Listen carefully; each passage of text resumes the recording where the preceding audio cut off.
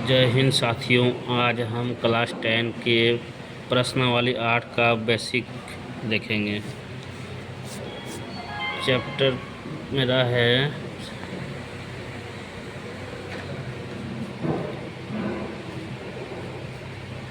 त्रिकोणमिति।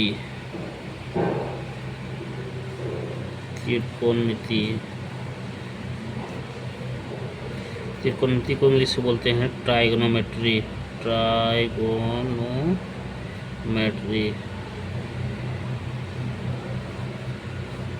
Trigonometry का अर्थ क्या होता है? ट्राइगोनोमेट्री का मतलब ट्राइगोनोमेट्री मतलब ट्राइंगल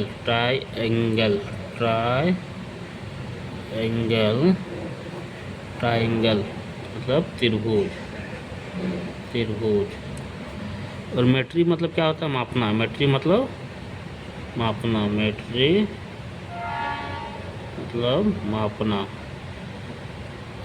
तो ट्राइगोनोमेट्री का मतलब होता है ट्राइंगल, और मेट्री मतलब मापना, मतलब त्रिभुज को मापना त्रिकोणमिति कहलाता है। अब त्रिभुज में क्या आता है? त्रिभुज में मान लीजिए मापेंगे तो क्या मापेंगे? या फिर आप इसका एंगल को मापिएगा, या फिर आप इसकी भुजाओं को मापिएगा। तो त्रिभुज के भुजाओं और कोणों को मापना त्रिकोणमिति कहलाता है। त्रिभुज के भुजाओं और कोणों को मापना त्रिकोणमिति कहलाता है। तो यहाँ देखिए, आपको क्लास 10 में सिर्फ और सिर्फ समकोण त्रिभुज के बारे में पढ़ना है। समकोण त्रिभुज के बारे में, बाकी जितने भी कोण के बारे में पढ़िएगा वो आगे उच्च क्लास में पढ़िएगा, 11, 12 उधर पढ़िएगा, क्योंकि इसमें सिर्फ दिया है त्रिकोणमिति का परिचय। त्रिकोणमिति का परिचय ही पढ़ना है 10 क्लास में। त्रिकोणमिति ऐसे बहुत बड़ा ब्रांच है। त्रिकोणमिति आप ऐसे पढ़िएगा तो लगभग 3 साल लग जाएगा, लेकिन आपको सिर्फ और सिर्फ क्लास 10 में त्रिकोणमिति का परिचय ही पढ़ना है, और सिर्फ समकोण त्रिभुज के बारे में ही पढ़ना है। समकोण त्रिभुज के बारे में ही क्यों दिया है? क्योंकि इसमें क्या है कि 90 डिग्री एक पहले से ही हमको मिला हुआ रहता है, और इसका सामने वाला भुजा क्या होता है? कर्ण होता है। इसीलिए इसमें हमको किसके बारे में पढ़ना है? समकोण त्रिभुज के बारे में ही पढ़ना है। अब देखिए, समकोण त्रिभुज के बारे में कुछ जानकारी देखिए। समकोण त्रिभुज इसको इंग्लिश से बोलेंगे राइट एंगल। अब ये होता क्या? देखिए, समकोण त्रिभुज में एक कोण 90 डिग्री का होगा। एक कोण क्या होगा? 90 डिग्री का होगा। बाकी ये जो दोनों कोण का जोड़ क्या होना चाहिए? 90 डिग्री होना चाहिए, क्योंकि एक कोण पहले से 90 डिग्री है, मान लीजिए ये, और ये 90 डिग्री से अधिक हो जाएगा तो क्या होगा? समकोण त्रिभुज से अधिक हो जाएगा।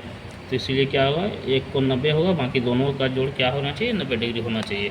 तो समकोण त्रिभुज में देखिए, ये मेरा 90 डिग्री हुआ, तो इसके सामने वाली भुजा जो होता है वो सबसे बड़ी होती है। और सबसे बड़ी भुजा को हम क्या बोलेंगे? कर्ण बोलेंगे। क्या बोलेंगे?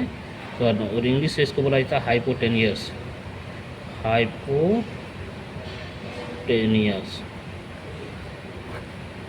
और इस भुजा को आप बोलिएगा लंब, और इस भुजा को आप बोलिएगा आधार, और इस भुजा को बोलिएगा लंब।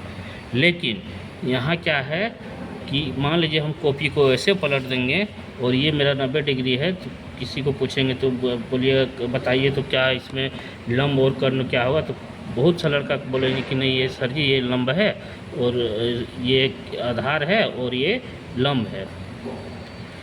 और बहुत लड़का क्या बोलेंगे कि सर जी ये आधार होंगे और ये लंब होंगे। तो इसमें तो कंफ्यूज वाली बात हो गई।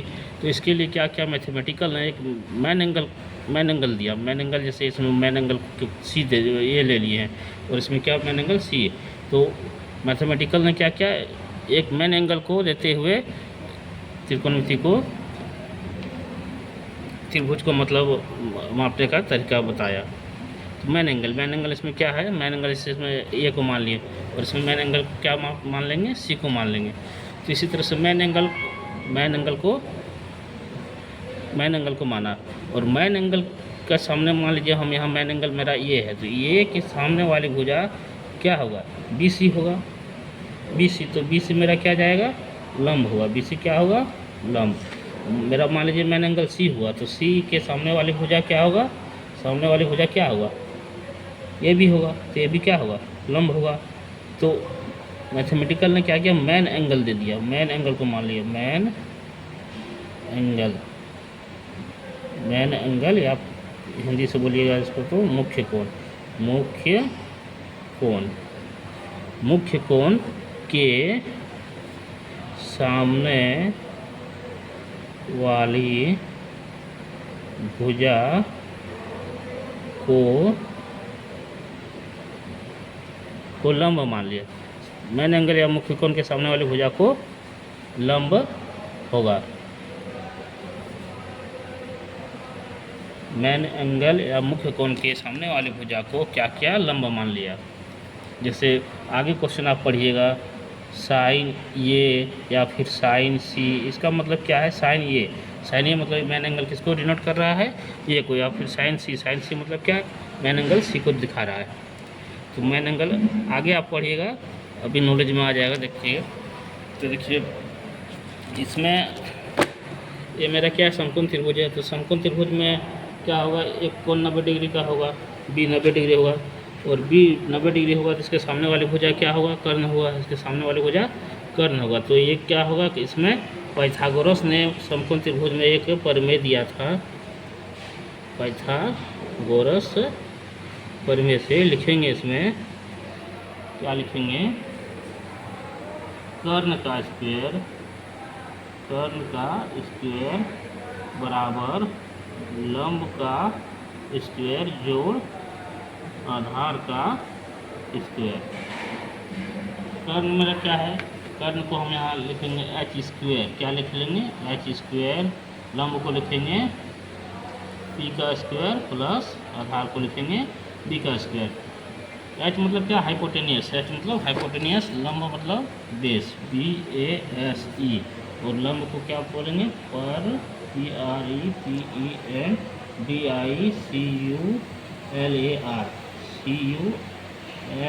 CULAR, perpendicular. लेकिन इस त्रिभुज में आप मेन एंगल के आधार पर ही लंब और आधार को मानिएगा, ये नहीं कि लिख दें यहाँ लंब यहाँ आधार, ऐसे नहीं, मेन एंगल के आधार पर। अभी कंफ्यूज हो जाएगा थोड़ा, देखिए यहाँ क्या लिखेंगे, पाइथागोरस प्रमेय से कर्ण का स्क्वायर बराबर लंब जोड़ आधार का स्क्वायर, मतलब इंग्लिश से लिखेंगे तो एच स्क्वायर बराबर P square plus B square. तो ये मेरा क्या है, पाइथागोरस प्रमेय से फॉर्मूला है। अब देखिए, अब यहाँ से आप त्रिकोणमितीय अनुपात के बारे में जानिए, त्रिकोणमितीय अनुपात, ट्राइगोनोमेट्री,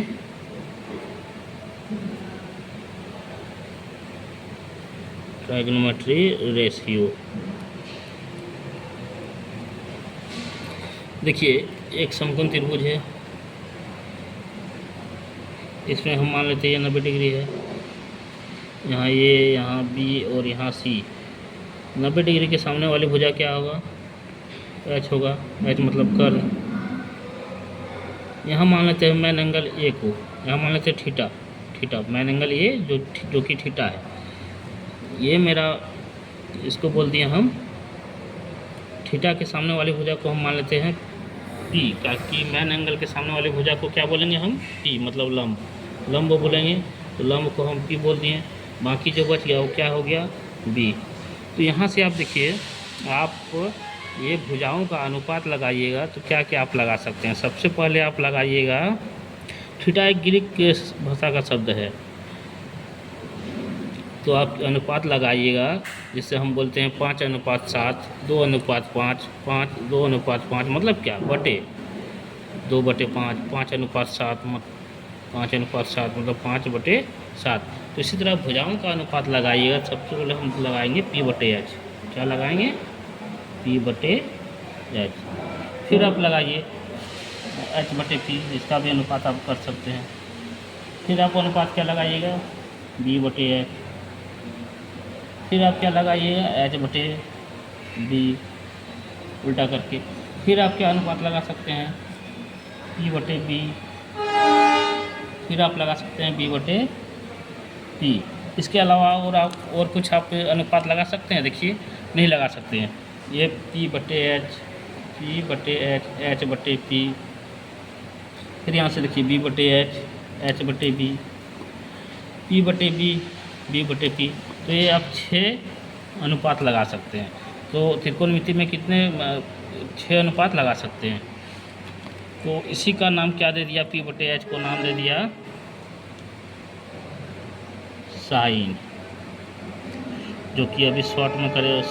साइन क्या है? एक संक्षिप्त रूप है, तो इसको शॉर्ट में अभी साइन थीटा में लिखेंगे, क्योंकि मैंने एंगल थीटा माने एच बटे पी। इसको क्या, इसको हम कोसेक थीटा लेंगे। क्या लेंगे? इस अनुपात को कोसेक थीटा। और बी बटे एच को क्या? Cos theta. क्या नाम दे दिया? Cos theta. बी बटे एच को नाम दे दिया कॉस थीटा। और एच बटे बी का नाम क्या दे दिया? Sec theta. और पी बटे बी का नाम क्या दे दिया? Tan theta. और बी बटे पी का नाम क्या दे दिया? Cot theta. तो ये जो है आप 3 अनुपात याद कीजिएगा, तो 3 अनुपात अपने आप हो जाएगा। पी बटे एच साइन थीटा, इसका शॉर्ट फॉर्म लीजिएगा साइन थीटा। एच बटे पी कोसेक थीटा,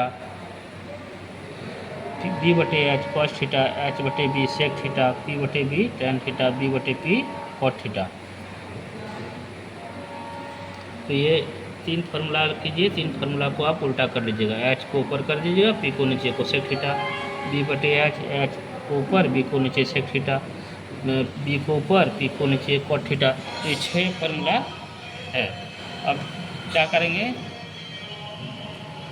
इसी के आधार पर हम एक्सरसाइज 8.1 बनाएंगे।